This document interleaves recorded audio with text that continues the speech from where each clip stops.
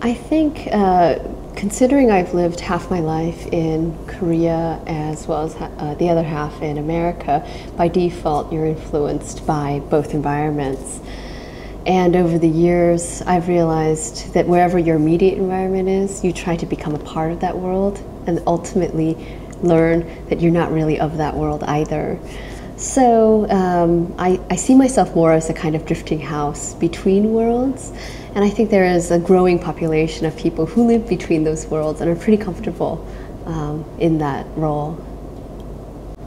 I'd say my writing is coming solidly out of a Western tradition in terms of literature itself, rather than the subject matter. But that applies to most writers in Korea anyways, whether they are Korean or Western in terms of their origins, partially because the genre of fiction has a very short history in Korea compared to theater or poetry.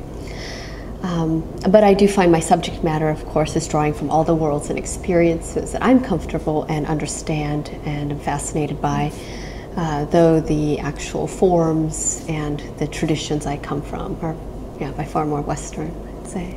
I started writing stories without the expectation or understanding that it would become a collection. It was just something that I began and cared about and just really considered each story is discrete units, at least at the beginning. And then I was at Squaw Valley Writers Conference, a kind of week-long gathering of fiction writers and other people in that world at Squaw. And someone had asked me, what is your collection called? Do you have a name for it? And just at that moment, it came to me. And I said, Drifting House. I had never thought of a title before, but for some reason I realized that is what all my stories are about. I think in a sense all of us are a kind of drifting house, meaning that whether we can articulate it or not, we're all extremely lonely people at heart. And part of the seeking of literature, art, close companions, a lover, is about bridging the loneliness between people that always exists. And so I see that drifting house as both the self and the house that we seek, that is always in constant motion, whether it's, again, geographical or emotional.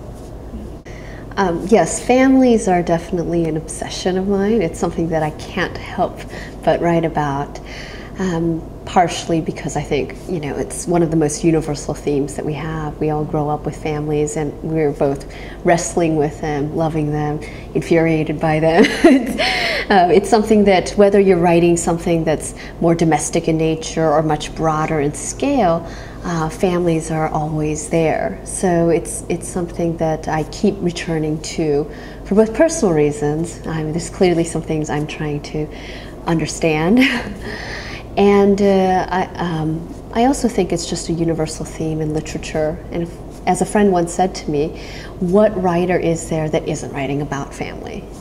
I think that the light, the dark, and the horror and humor in life is what I wanted in my work.